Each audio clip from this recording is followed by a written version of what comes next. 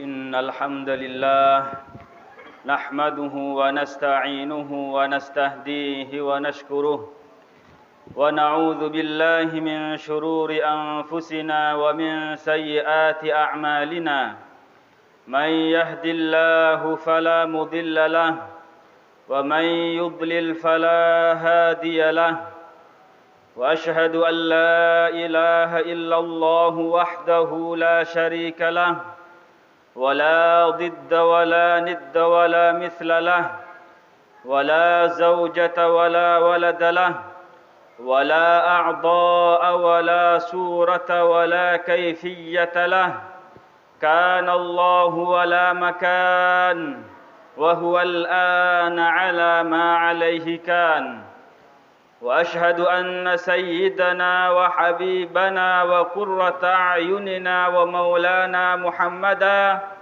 عبده ورسوله ونبيه وصفيه وخليله من بعثه الله رحمة للعالمين هاديا ومبشرا ونذيرا الصلاة والسلام عليك يا سيدي يا رسول الله الصلاة والسلام عليك يا سيدي يا حبيب الله ضاقت حيلتنا وأنت وسيلتنا أدركنا بإذن الله يا رسول الله أدركنا بإذن الله يا حبيب الله أما بعد عباد الله فإني أوصي نفسي وإياكم بتقوى الله العلي العظيم ألا فاتقوه وخافوه قال الله تعالى يا أيها الذين آمنوا اتقوا الله حق تقاته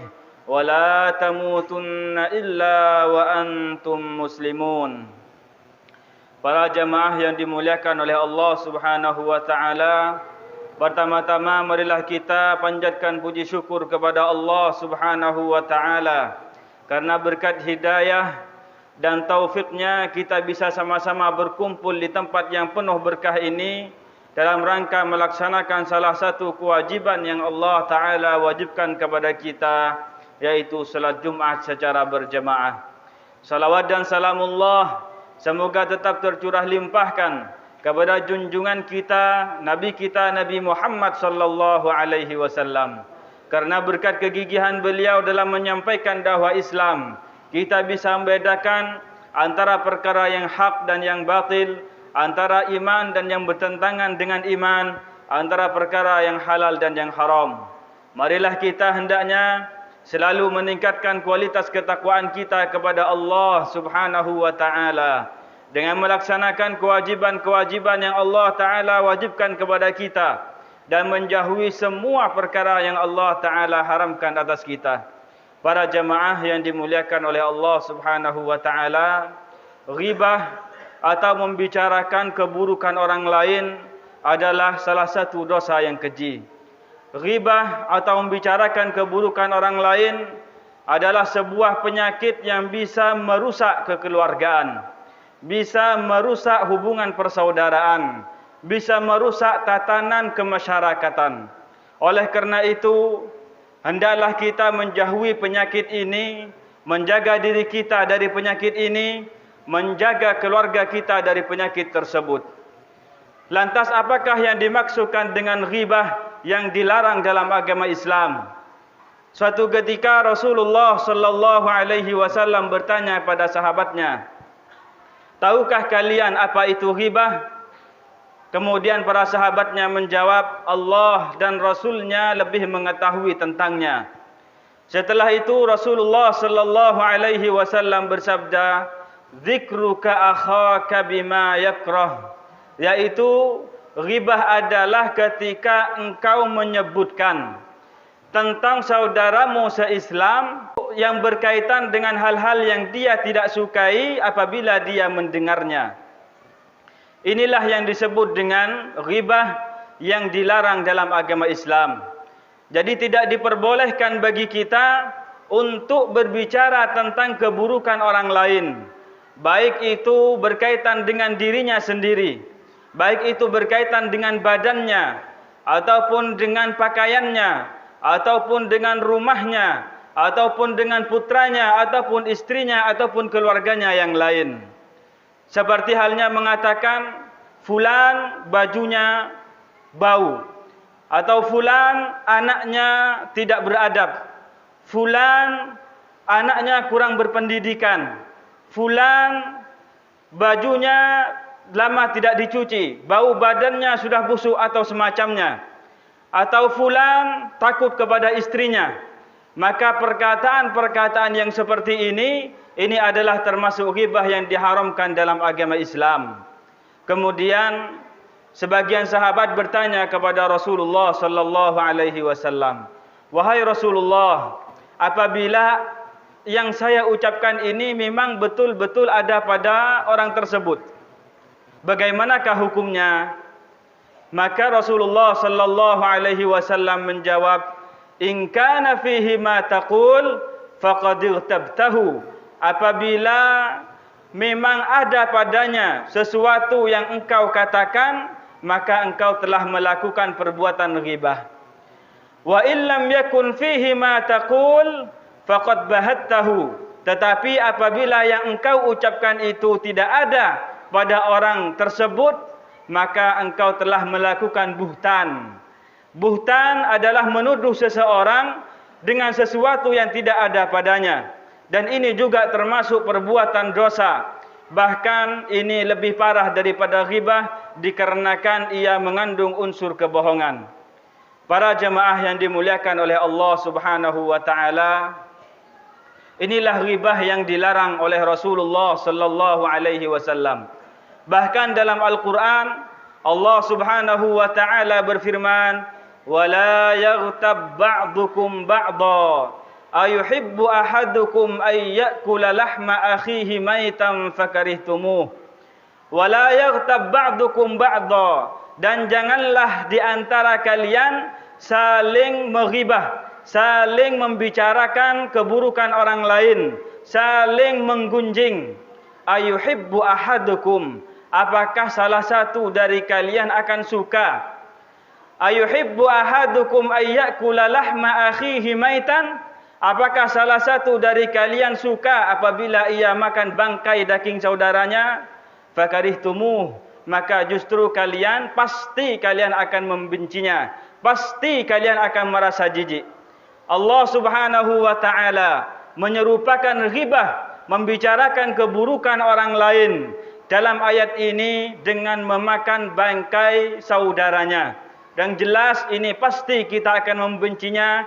Maka sebagaimana kita membenci untuk makan bangkai saudara kita, maka kita juga hendaknya membenci membicarakan keburukan saudara kita. Para jemaah yang dimuliakan oleh Allah Subhanahu wa taala, bahkan dalam sebuah hadis, dalam hadis ini ketika Rasulullah sallallahu alaihi wasallam Mi'raj, beliau diperlihatkan oleh Allah Subhanahu wa taala tentang sebuah kaum. Mereka ini mempunyai kuku yang terbuat dari tembaga. Setelah itu mereka mencabik-cabik wajah mereka dan juga dada-dada mereka. Kemudian Rasulullah sallallahu alaihi wasallam bertanya kepada malaikat Jibril, "Wahai malaikat Jibril, siapakah mereka itu?" Kemudian malaikat Jibril berkata kepadanya, "Mereka adalah orang-orang yang menggunjing, membicarakan keburukan orang lain dan menjatuhkan harga diri orang lain." Oleh karena itu, setelah kita mengetahui ancaman tersebut, setelah kita mengetahui bahaya ghibah tersebut, maka hendaklah kita menjauhkan diri kita darinya, menjauhkan keluarga kita dari perbuatan tersebut, menjaga masyarakat kita daripada ghibah, membicarakan keburukan orang lain.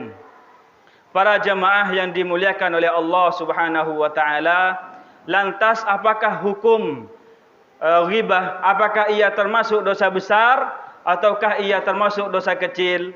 Maka dalam hal ini para ulama memerincinya. Apabila yang dibicarakan keburukannya adalah orang yang soleh, orang yang bertakwa kepada Allah Subhanahu wa taala, maka tidak diragukan lagi hal ini adalah termasuk dosa besar. Tetapi apabila yang dibicarakan keburukannya ini adalah orang yang fasik, orang muslim yang pelaku maksiat, maka di sini tidak kita mutlakkan, kita anggap sebagai perbuatan dosa besar. Tetapi perlu kita ingat bahwasanya apabila seseorang melakukan ghibah, membicarakan keburukan orang yang fasik dengan berlebih-lebihan, maka hal tersebut juga termasuk perbuatan dosa besar. Sebagaimana yang telah disabdakan oleh Rasulullah sallallahu alaihi wasallam, "Inna min arbar riba istitalatar rajuli fi irdil muslimi bighairi haqqin." Termasuk perbuatan dosa yang serupa dengan riba yang paling parah adalah ketika seseorang berbicara berlebih-lebihan di dalam membicarakan keburukan saudaranya se-Islam tanpa hak. Para jemaah yang dimuliakan oleh Allah Subhanahu wa taala, tetapi perlu kita ketahui juga tidak termasuk ghibah yang diharamkan oleh Allah Subhanahu wa taala ketika para ulama menjelaskan dalam kitab mereka, ketika kita menjelaskan dengan perkataan kita bahwasanya kelompok fulan, kelompok ini menyimpang dari ajaran Rasulullah, kelompok ini telah menyempal dari ajaran Islam, maka hati-hatilah dari kelompok tersebut, jangan kita terjatuh dalam bingkai kesesatannya. Ini bukanlah termasuk ghibah yang diharamkan, tetapi ini termasuk hal yang diwajibkan oleh Allah Subhanahu wa taala, termasuk dalam amar ma'ruf nahi munkar yang Allah taala perintahkan dalam Al-Qur'an, kuntum khaira ummatin ukhrijat linnas ta'muruna bil ma'rufi wa tanhauna 'anil munkar. Kalian ini adalah sebaik-baiknya umat yang dikeluarkan untuk manusia, dikarenakan kalian melaksanakan amar ma'ruf dan nahi munkar.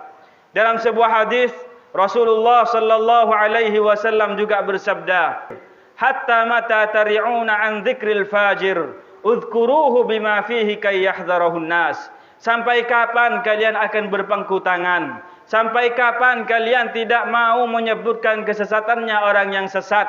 Sebutkanlah kesesatan mereka agar mereka dijauhi oleh orang lain.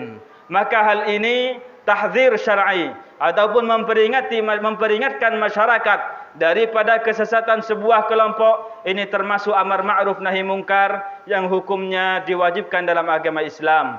Semoga Allah Subhanahu wa taala menetapkan kita di jalan yang lurus. Semoga Allah taala mematikan kita dengan membawa iman dan Islam. Semoga Allah taala mempermudah urusan kita di dunia dan di akhirat, menyelamatkan kita dan keluarga kita dari api neraka. Amin ya rabbal alamin. Hadza wa astaghfirullah li wa lakum fa ya fawzal mustaghfirin.